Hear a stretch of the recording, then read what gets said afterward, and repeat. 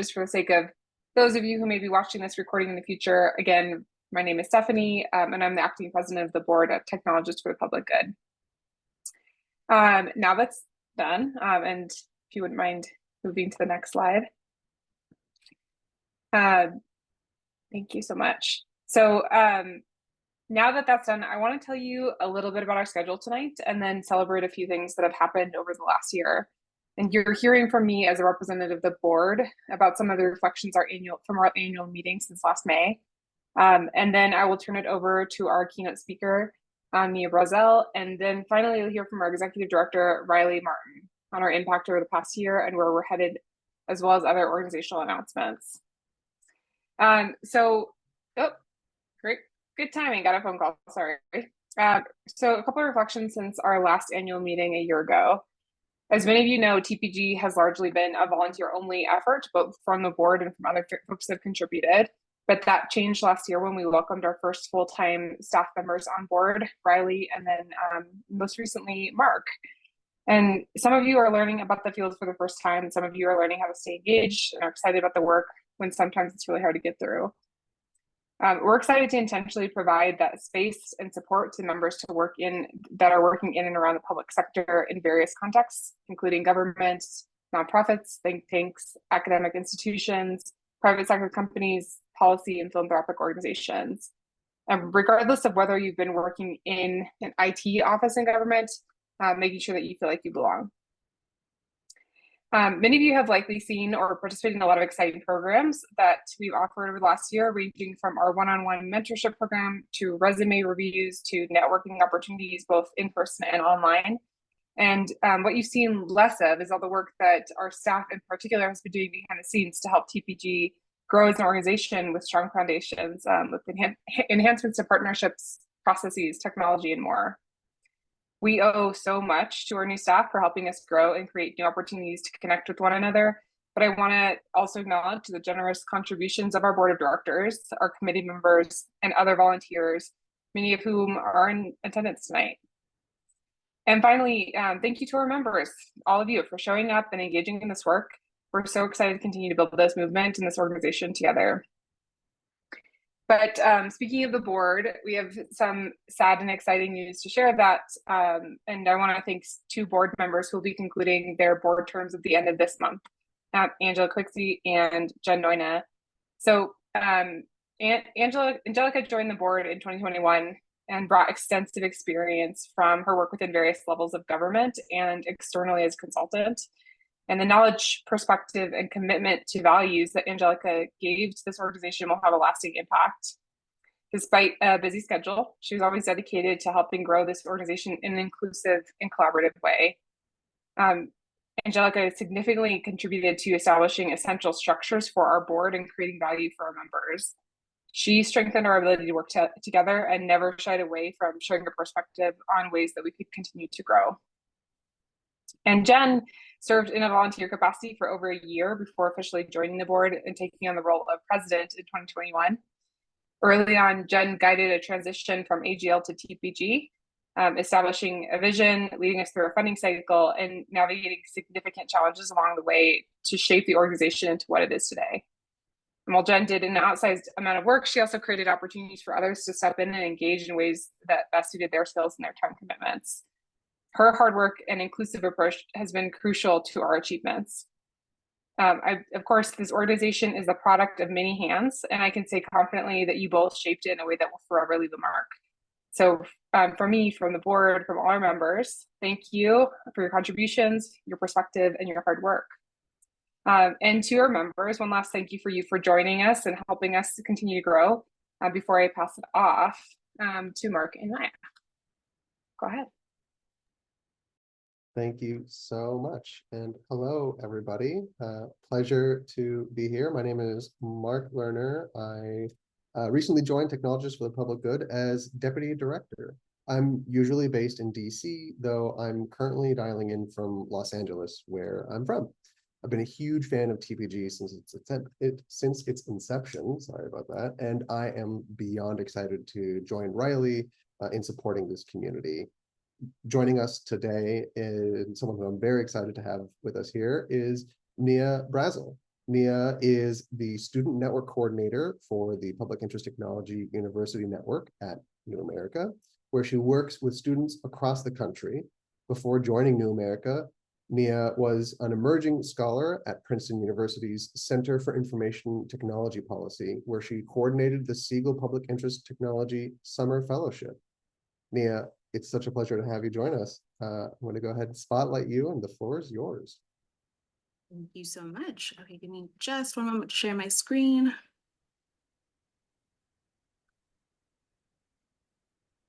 Okay, good to go. Amazing. So thank you so much for the introduction, and thank you all of you for having me tonight. As mentioned, my name is Nia Brazzell. I am the Student Network Coordinator for Pitt UN's, so the Public Interest Technology University Network. My role is all about supporting students as they engage with public interest technology on their campuses, as well as embark on their careers as future public interest technologists. So this evening, in place of our director, Andreen Soley, I'm going to share a bit about Pitt UN and where we are headed. So this is our roadmap for the time together. We'll start with a bit of level setting. I'm going to spend some time explaining what we at Pitt UN mean when we talk about public interest technology. I'll then outline some of the vision for the ongoing student work and then identify opportunities for alignment between Pitt UN and TPG. So typically, my audience are students who may not have much exposure to Pitt. So I like to start by defining what public interest technology is, but luckily in this room, you all already have quite a bit of context around this field, but I still think it is useful to understand how we're thinking about public interest technology at Pitt UN. We start with a problem. We know that technological innovations influence all sectors of society, yet too few have the knowledge and capacity to actually advance innovation towards the public good. So our approach to solving this issue is to work with our academic partners to develop leaders who can better design, engage with, and govern new technologies in the public interest. So a lot of our work is helping our partners better understand or think through what is in the public interest, because each sector may define that differently. In March of 2019, we officially launched Pitt UN. However, a lot of work was done in that previous year when Andreen spent quite a bit of time engaging with academic leaders to think through how we could better work together to develop the next generation of technologists. So Pitt UN, our Public Interest Technology University Network, fosters collaboration between universities and colleges who are committed to building the emerging field of public interest tech and growing a generation of civic-minded technologists. At Pitt UN, where we primarily view Pitt through the lens of academia and education, our definition of Pitt emphasizes the study and application of tech expertise.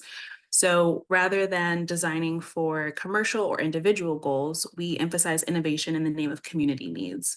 In our work, we focus on public interest technologists having a multidisciplinary background because we aim to create space for individuals who both research and understand the impact of technology, as well as those who are actively creating and developing technological tools and processes. So for us, public interest technologists understand that their tools are not neutral, and that is a very key part of our definition and our ethos. It's why we emphasize in-classroom learning and experiential opportunities so students better understand the downstream impacts of the tools that they are hoping to design. So that begs the question, how is Pitt UN accomplishing this? How do we work towards achieving our vision of more technologies and technologists that work for the public interest? I think people tend to be most familiar with the fact that we fund projects through Pitt Challenges. We also have kind of become known for providing forums for Pitt practitioners to share best practices and kind of explore how Pitt shows up in the world. But in addition to those, we also approach the problem through what Andreen refers to as her theory of change. So first, we seek to build broad awareness and acceptance of Pitt. We, along with many of you, are building a field of practice, of study, and of research. So that means facilitating the development of academic infrastructure, so courses, certificates, degree programs, centers, early career mentoring programs, each that support pathways for Pitt faculty, researchers, and students. We also deploy public interest technologists across sectors to tackle public problems. So in doing so, our goal is to shift the norms and behaviors towards promoting accountability and innovation. Our grantees are constantly testing this through the relationships that they build with community partners. That's actually a key part of our grantee program. And then third, we seek to ensure demand and build an industry of Pitt career pathways. So we do this through the creation of clinics, fellowships, internships, each that connects students and faculty with the practice of Pitt within multiple sectors. We're beginning to make this more visible through our career fairs and hackathons, and I'll talk a little bit more about those later. Lastly, increasing supply. So this is the element that is most central to my role as student network coordinator. So increasing the supply of diverse and well-trained public interest technologists. I say diverse because despite the name, Pitt Public Interest Technology is not just for tech or STEM majors. We intend for Pitt to be as interdisciplinary as possible because you cannot solve problems in a vacuum. So it's important to call on people of various backgrounds and expertise. So when I meet with students, I like to show them this slide just to demonstrate how expansive Pitt really is, because it includes all majors, all fields of study. So I tell them sociologists, for example, are really key to understanding how digital technology and media might affect us as a society. And public policy majors are really crucial to ensuring that we can effectively govern the innovations as they're emerging. Additionally, when we say public interest technology, the term technology takes on a more expansive definition than simply software or social media or IT, for example. So you can find Pitt practitioners in several impact areas, including healthcare, civic engagement, journalism, and more as listed on this slide. So with that context in mind, where is Pitt UN headed? In addition to the work that we do at the institutional level with universities, we also recognize the need to cultivate a Pitt identity for future generations of Pitt practitioners. So we want to expand Pitt beyond the classroom by introducing skill and community building opportunities for students that are interested in the field and really allow them to have opportunities to find each other. So that's part of my role, is supporting the creation of student clubs and various programming that really engages future leaders that are early in their journey. Pitt UN is shoring up that pipeline with what we call Tech for Change. So Tech for Change is a national network of student clubs, and it seeks to provide opportunities for students to broaden their knowledge and to collaborate across disciplines and academic institutions. And I will give you a moment to hear from the students themselves. It is exciting for me because of all this technology.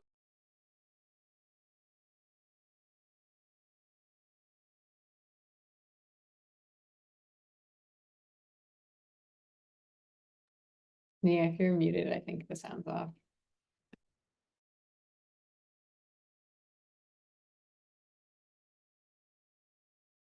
Challenges with equity and justice. We want to be able to advocate for social comes to these technological advancements. And then public interest technology is really the intersection of public policy and technology, and so much meaningful work can be done there. So hackathons are a great way for advancing PIT on campus because it allows students to get hands-on learning as well as meet other students and peers and professionals in the industry looking into what problems are out there and encouraging them to focus their studies in that direction of public interest technology. It is a really important space for ensuring that students who are interested in applying to the public service have community and can feel validated in that choice. I think there can be a lot of undergraduate anxiety around pursuing a Pitt career when there's so much incentive to do the exact opposite. A hackathon is crucial for public interest in technology, not just for the students, but for the community. We need to find a way to be able to train our students to become leaders. Student clubs, I believe, are pivotal for students to become involved in the PIT field because they are an introduction to public interest technology. I believe student clubs, especially for each institution, act as a way to collaborate and unify the student body. And you can see this from many different disciplines inside an institution, college, university. I think a lot of students who get technical training don't even know that there are avenues through which they can apply their technical skills to public interest questions. That once you apply to PIT, once you get students thinking about actively making the choice to serve public interest tech, I think it can be really influential throughout their entire career.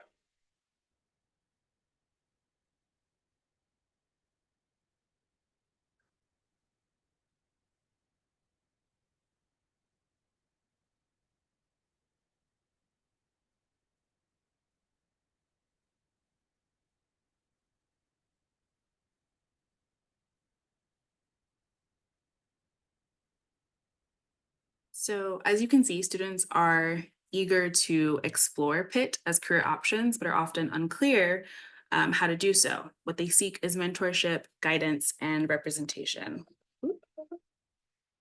This is where we need your help. So you are a network of deep knowledge and expertise. You are also leaders in your fields who are making strides on your respective issues that you're tackling. And many of you have even probably had similar roles and majors like our students did in their undergraduate experience. So I can imagine that you are interested in seeing this meaningful work continue beyond you for years to come. But in order to accomplish that, we must engage early career folks. So there are opportunities for PIT UN and TPG to learn from and support one another in our efforts. So where PIT UN can provide connections to academics, their work, and the students that they're nurturing, TPG can provide us with connections to the public sector. You can lend your expertise and exemplify for students what a future in PIT can look like.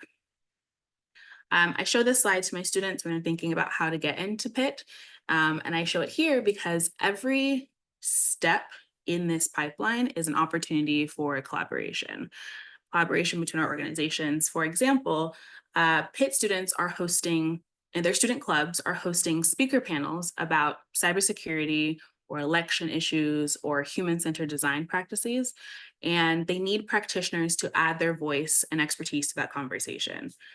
Together, we can build PIT alumni chapters and alumni network where students can reach out to practitioners to speak on their panels and familiarize themselves with opportunities in the field.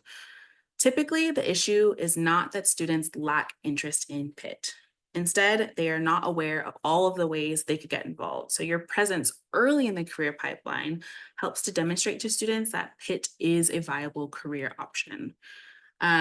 Once students are aware of the field, they are really eager to get hands-on experience and apply what they're learning in the classroom. So your various organizations can create experiential learning opportunities like volunteer opportunities, internships, and fellowships to help really meet this demand.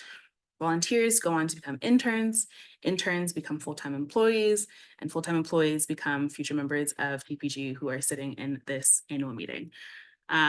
So for the opportunities that already exist, we ask that you please share them with us so that we can share with our network of students and get those positions filled with the brightest, most thoughtful, and compassionate students that you can't even imagine. So in addition to the entry points listed here, PIT UN and Tech for Change are also increasing the supply of PIT practitioners by funding hackathons and career fairs. So hackathons need judges and mentors to help guide participants throughout the event and help students ideate and overcome roadblocks. And for PIT career fairs, rather than universities reaching out individually to government agencies and municipalities, trying to get them to table as recruiters, TPG as a collective could approach a career services center and fill these spots and really gain face time with students who are looking for PIT roles. As I close, each student is on a unique path to finding PIT, and it's our collective responsibility as practitioners to develop and strengthen the pipeline to ensure that the field exists and that students are aware of the opportunities to engage with and contribute to that work. So I am so excited to hear that there are already some collaborations in the works. We're exploring ways to leverage each other's expertise and networks for volunteer opportunities and finding good talent. So if you're interested in joining this effort, please be on the lookout for any alignment opportunities. My email is here. If you have questions about student work specifically, or for more general questions about Pitt UN, please feel free to contact the team at our website, pittcases.org.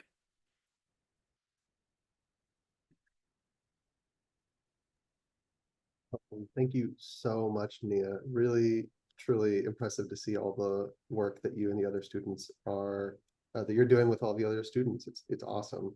I wanted to ask a few questions just to get some more of your wisdom and to get more knowledge from particularly the perspective that you are coming from the side of education, academia, working with these institutions. You mentioned academic infrastructure, things like courses, centers, degree programs. How are elements of academic infrastructure uniquely positioned to approach the topic of the delivery of public interest technologies, particularly maybe, in comparison to or relation to the government context? I think that academic infrastructure has a really direct and sustained access to training the workforce. So where an internship provides lessons over like a period of a couple weeks or months, or an apprenticeship, for example, degree programs really have 4 years to infuse the curriculum with the necessary skills, the competencies that go on to help make students really effective contributors to government and to workforce.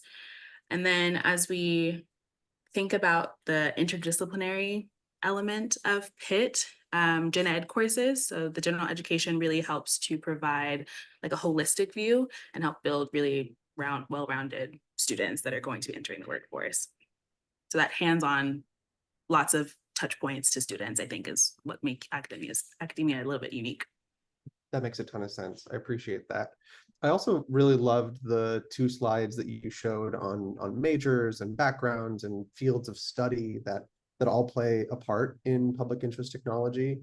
As we are looking to bring more academics from those fields into the public interest technology community, into the TPG community, what are some language differences between these fields that we should be mindful of as we start to communicate with them?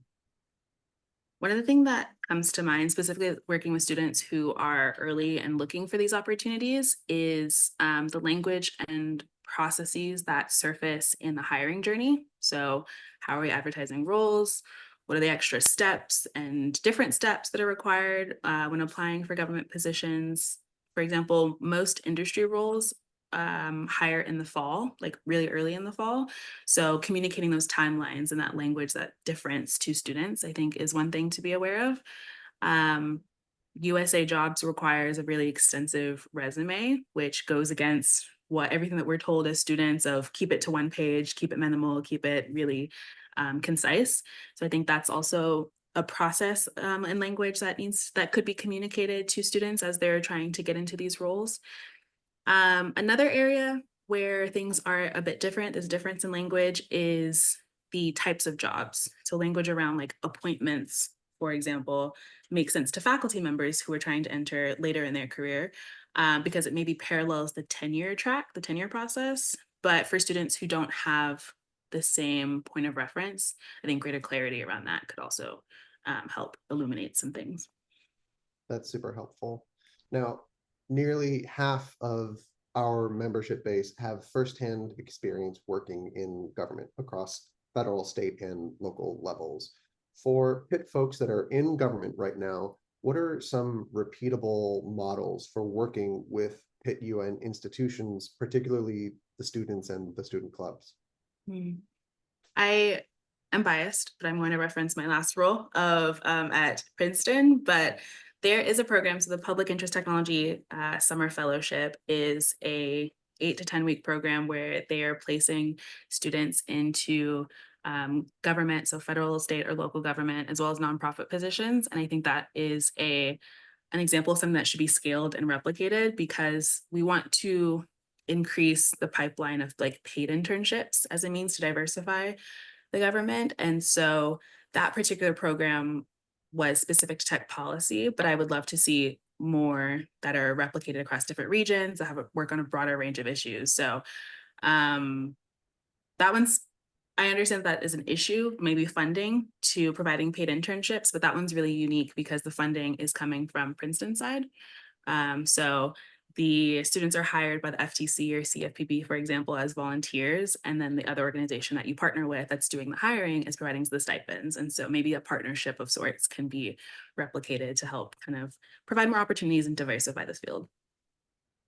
That's a great model. Really appreciate you sharing that and for sharing everything today. Thank you so much for joining us, Nia. Thank you for having me. Yeah. At this point, it's my pleasure to turn it over to Executive Director Riley Martin. Riley, the floor is yours. Great. Thanks, Mark. Thanks, Nia, and everyone for coming. Hello, and thank you again for joining us for today's meeting. Thank you, Nia, for sharing your knowledge, and thank you for everyone for being a part of this association. As you've already started to hear, it's been a busy and exciting year for TPG, and I'm delighted to share with you a snapshot of our impact that I'm proud of since our last annual meeting, as well as a few highlights from this year's workforce survey, upcoming programming, and some other organizational updates that we have going on.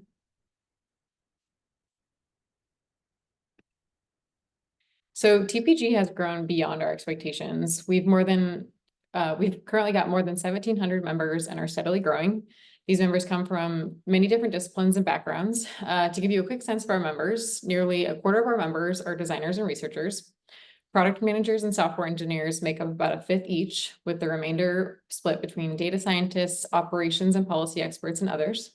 And we do continue to look for ways to expand across all disciplines. About half of our members join either to build a community with others or to learn and grow personally. And finally, our membership covers at least 46 US states and 1 US district. The savvy folks among you might notice that our Slack has nearly double the amount of numbers as our total membership count, but that's because this membership number represents the number of folks that have fully signed on as members, including agreeing to our code of conduct, which is very important to us.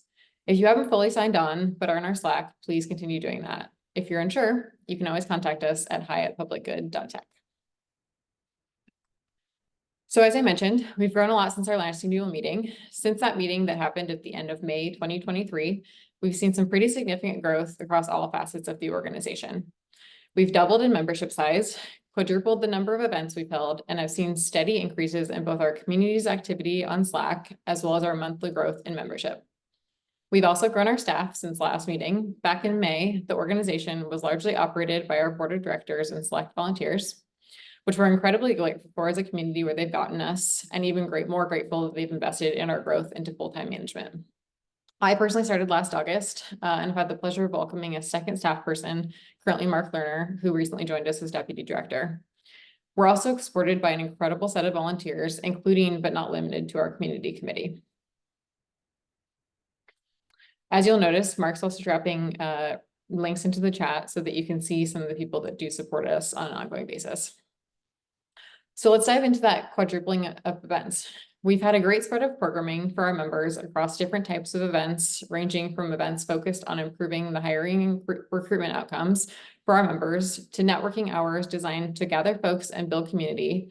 And I will say one of our top asks that we always get from you all is to bring folks together, particularly in person whenever possible.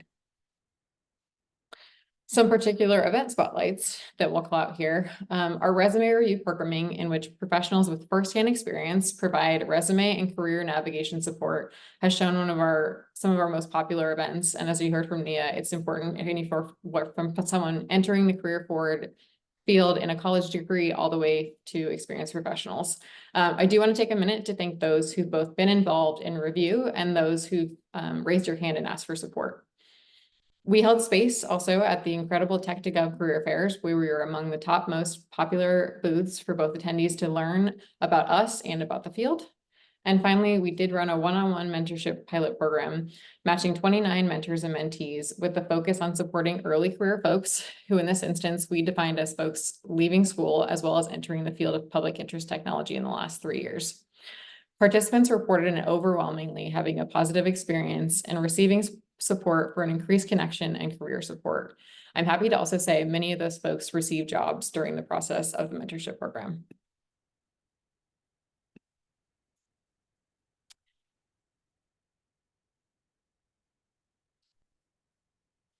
As part of the work we've been doing over the last year, we're also excited to share a few highlights from our 2024 workforce survey. Thanks to everyone here and everyone else who contributed. A quick note that this is just a starting point, just some highlights of the data. We'll be sharing more complete findings as we get some deeper answers, both qualitatively and quantitatively. Before I get into finite pieces of the data, I did want to share some of the reasons we pursue this every year. First and foremost, we're seeking to understand the composition of the people that make up this field across a wide range of qualities. We believe that knowing more about the people that make up this community, we and others in the community can better serve those of you and our collective goals. We are also looking to understand the context around and factors that affect the attraction and retention of talented people in this space over time. All of this, of course, also helps us deliver programming for each of you and all the rest of our members. Now let's take a deep look into some of the data points.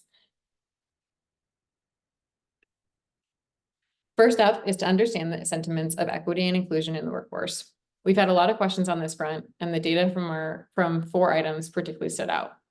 First, we saw the highest positive response rate to the statement, quote, "My organization encourages me to maintain a healthy balance between work and my personal life." Nearly 3/4 of survey respondents responded positively to this statement, which we think is huge. Not too far behind are 2 other statements, which we also think are incredibly valuable. One, quote, "I can voice a contrary opinion without fear of negative consequences," and quote, "I feel like I belong at the organization I work for and or volunteer for." We think these 3 statements taken together indicate a strong sense of the core values of the organizations that this community upholds. However, it's clear that there's also still room for improvement. The statement with the highest negative sentiment was, quote, "My organization accurately resembles the diversity of the US population." While other data shows that people believe their organizations and teams have become more diverse over the last 5 years, the survey also shows that they don't see this matching yet the diversity of the US. Also, an interesting note here, while the work-life balance statement was labeled most positively, we saw that nearly 1/4 of respondents report burnout as their main frustration in the workforce. There's an element of nuance we want to dive in here. For instance, the positive statement was the organization encourages a healthy work-life balance. So we want to understand what the gap between encouragement and empowerment needs to be closed. The survey respondents also shared some salary data, which is helpful in understanding pay equity in this space. The slide here highlights some of what caught our attention when reviewing the data at firsthand. First, the discrepancies between public sector and private sector salaries is evident in the survey data. 79% of public survey respondents reported annual earnings of $100,000 or more, as compared to 83% of private sector respondents. That gap grows significantly at the $150,000 mark, where 38% of private sector respondents reported annual earnings at that rate, compared to a majority of private sector respondents. The last bit of data we'll share with you is about the interest in the field and sentiment around growth. A whopping 93% of survey respondents reported that their interest in working in public interest technology grew or sustained in level over the past year. That's a great indicator towards the staying power of the field. However, we can't assume that we will continue on this without further investments. Half of respondents indicated that they don't believe their organization provides opportunities for career growth. We continue to expand these opportunities for our members. Those are quick highlights that we wanted to share with you. Again, excited to get even more in depth in a future opportunity. So we've looked at a little bit of where we've been. Now let's look a little bit of where we currently are and where we're headed. With staff capacity and increasing partnerships, we're constantly building out new programming and making current programming stronger. I'm going to highlight some key programming focused on building connections, supporting professional development, and leadership in the field. First, connections, communities of practice. We're expanding ways for communities of practice to gather, including community of practice started by our members. Networking building. We are supporting as many opportunities as we can to build strong networks for our members. We already have plans for 6 networking sessions spread throughout the US throughout the summer and early fall. More to come in this soon. Connective technology. We're implementing and reviewing the technology we use to connect members with each other and with us. Second, professional development. Expanded mentorship opportunities. As I mentioned, we had a really successful one-on-one mentorship pilot this past spring. So we're bringing that back for a second time this fall with modifications based on lessons learned. We're also exploring other type of mentorship and support programs, such as one-on-one support and group learning for circles focused on bringing together small sets of members for a few months at a time. This will be open to all members with the focus specifically on supporting folks mid-career and above. We hope you'll get involved. Events. We're expanding our offering of events and workshops. Two we're particularly excited about are gatherings that we're supporting in September and October, State of GovTech and Design for the Public. And research and artifacts. We're excited to build out more of a body of research, written artifacts, and guides to support our members. And finally, leadership. Volunteer opportunities. We're building out more volunteer opportunities and are looking to create opportunities for both one-off and longer-term projects. And we're also grateful that so many of you are willing to give time to help us grow, both as an organization and as a field. Highlighting leadership. We recognize that we often learn from the most from leaders among us. We're creating opportunities to highlight leaders in the field and among other members by sharing their thoughts, perspectives, and experiences as a way to recognize achievements and to advance the dialogue across the field. And finally, advocacy and field building. We as a professional association know there's a role to play to be more of an advocate for the field. There's so much great work happening, but not enough of it is getting in front of the right audiences to ensure we continue to get investments for the field and expand, all while feeling supported, which, as you saw in the workforce study, is incredibly important. We'll be working on some of this work in particular by the end of this year. At this point, you're likely thinking, phew, I've heard a lot, and you're right. Since our inception, we've operated as a grassroots organization, making a big impact with limited resources. It's time to take a leap. We're dedicated to serving members' needs and creating more valuable programming and opportunities to work together, all to help individuals grow. As of October 1, Technologists for the Public Good will be moving to a new membership model. Paid investments from members like you will help us rise to the next level and deliver even more value. We're excited about this. We've been investing in these things so far, but this new membership model will allow us to offer even more capacity to build resiliency for our members, collaboration, creating more opportunities to work together, community, developing more spaces and programs to learn from one another, exchange, providing more opportunities to share best practices and learn from other practitioners in the field, and innovation, working together to drive even more tangible improvements in public sector initiatives. We will be sending out communications to all members, those of you here tonight and those that couldn't join us, regarding this update to our membership model, including many more finite details. In the meantime, we did want to share a few high-level points. Membership will be $150 for individuals on a yearly basis with discounted options available. We're also exploring a program for organizations and institutions of varying size to purchase blocks of memberships. So get in touch if that's you. This is a new membership model that will be going into effect for current and future members as of October 1. And finally, we're committed to monitoring, evaluating, and communicating the impact of this new membership model on accessibility, equity, and alignment with our mission. No one will be excluded from membership based solely on the inability to pay dues. So come October, we look forward to you taking this next step with us. And pivotal in this decision-making about our new membership model and strategic investments is our board of directors. Thank you again for all you've done to get us to this point. As Stephanie mentioned earlier, we are seeking 2 new directors to join TPG for a 3-year term. This is open to members. You may nominate yourself or someone else. We're particularly seeking folks with representation from an unrepresented group, alignment with our mission, code of conduct, and our board of director guidelines, experience in areas such as fundraising and community organizing, amongst others, interest from a first-time board member or from someone who's more experienced, enthusiasm for the organization and potential interest in stepping into an officer position in the future, and who is comfortable representing the organization externally. That being said, if you don't feel like all of these apply to you, but you're still interested, please do submit a nomination again for yourself or someone else. Nominations for the board open today and will remain open until July 17th. I won't run through all of these key dates, but again, we will be sharing this information with you tomorrow and all the members that weren't able to join us today. Mark specifically will also be dropping in the nomination form in the chat. One additional thing of note is that as members, you do have the ability to vote for the final 2 selected directors from a group of finalists selected by our board. This voting will happen online. To ensure you receive your link to vote, make sure you're signed up via our membership form or have an up-to-date email on file. Again, if you're not sure, you can always contact us at hi@publicgood.tech.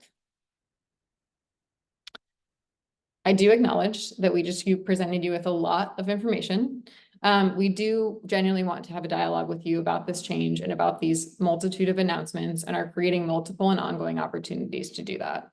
If you have immediate questions or feedback on any of this you've heard today, please contact our staff or our board. The best initial opportunity is through hi@publicgood.tech or through the TPG Slack. We're also, as I mentioned, hosting many in-person networking gatherings throughout the summer. We also welcome feedback there. We also invite you to join us for open time to talk about your wants and needs as a member. We have created 3 opportunities to do that. Exact time and call information will be provided, but the dates will be July 16th, August 7th, and September 17th. I want to thank you again for joining us today and for being a part of this association and our growth. This concludes our programming today, and we hope you have a good evening.